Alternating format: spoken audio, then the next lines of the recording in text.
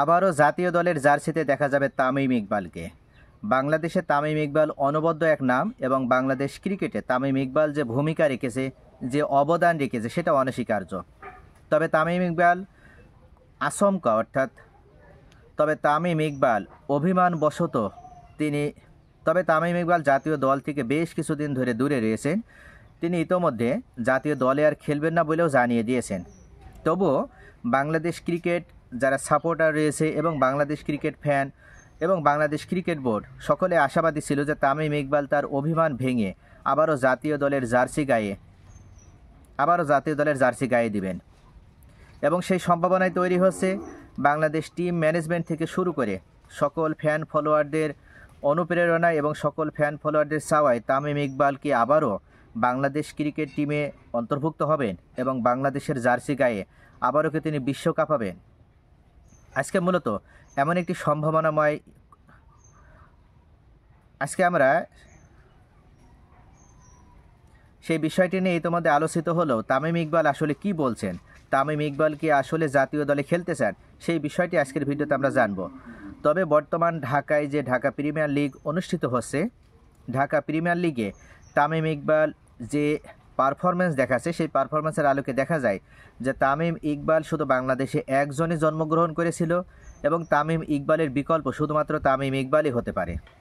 তামিম ইকবালের জায়গায় যাকেই আমরা বিকল্প হিসেবে কল্পনা করি বা যাকেই বিকল্প বানানোর চেষ্টা করি না কেন, কখনো তামিম ইকবালের যে রোল প্লে সেই রোল প্লেটা কেউ করতে পারবে না বা তামিম ইকবালের জায়গা কেউ নিতে পারবে না।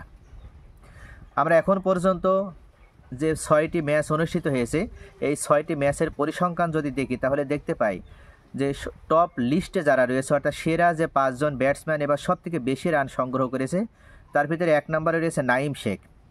জাতীয় দলের অন্তর্ভুক্ত এই নাঈম শেখ তিনি 318 রান করে সবার উপরে রয়েছে। এবং দ্বিতীয় অবস্থানে কে রয়েছে? দ্বিতীয় অবস্থানে রয়েছে অভিমানের কারণে জাতীয় দল থেকে দূরে থাকা তামিম ইকবাল খান।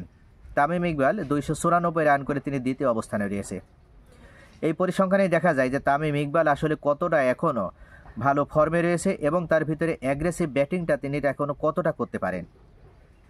এই 296 সাথে যদি আমরা 48 রান যোগ করি তাহলে কত হবে?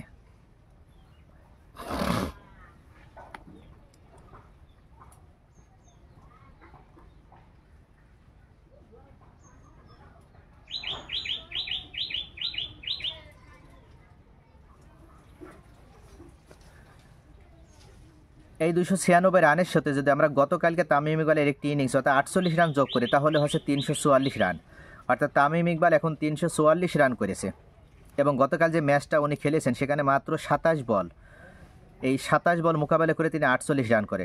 যখন মোহামেডান স্পোর্টিং ক্লাবের রান রেট একটু কমে যাচ্ছিল বা একটু ধীর গতিতে রান রেট এগোছিল তখনই তামিম ইকবাল এই অ্যাগ্রেসিভ ভূমিকা পালন করে এবং আক্রমণাত্মক ব্যাটিং করে এবং তিনি মাত্র 27 বল মোকাবেলা করে 48 রানের অনবদ্য এক ইনিংস খেলেন।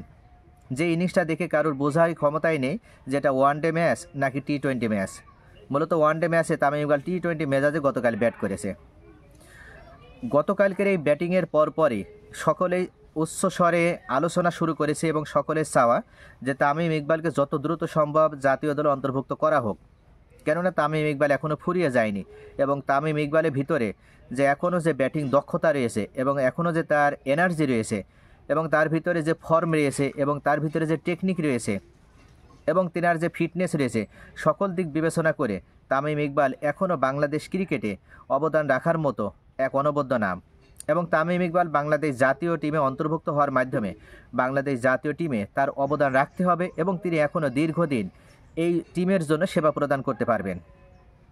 এদিক থেকে আমরা সকল অভিমান ভুলে আমরা সকলে মিলে তামিম ইকবালের কাছে আমরা যাব এবং তামিম ইকবালকে বিসিবি প্রেসিডেন্ট ফারুক আহমেদ যদি অনুরোধ করে এবং বিসিবি প্রেসিডেন্ট ফারুক আহমেদ যদি তামিম ইকবালের সাথে ব্যক্তিগতভাবে যদি যোগাযোগ করে একটু যদি কমিউনিকেশন করতে পারে সেক্ষেত্রে দেখা যাবে যে তামিম ইকবাল অবশ্যই অভিমান ভেঙে তিনি জাতীয় দলে ফিরবেন এবং জাতীয় দলে তিনি অন্তর্ভুক্ত হওয়ার মাধ্যমে বাংলাদেশে যে ওপেনিং সেক্টরে যে বাংলাদেশে একজন ক্রিকেটার ঘাটতি রয়েছে সেই ঘাটতিটা তিনি পূরণ করতে পারবেন।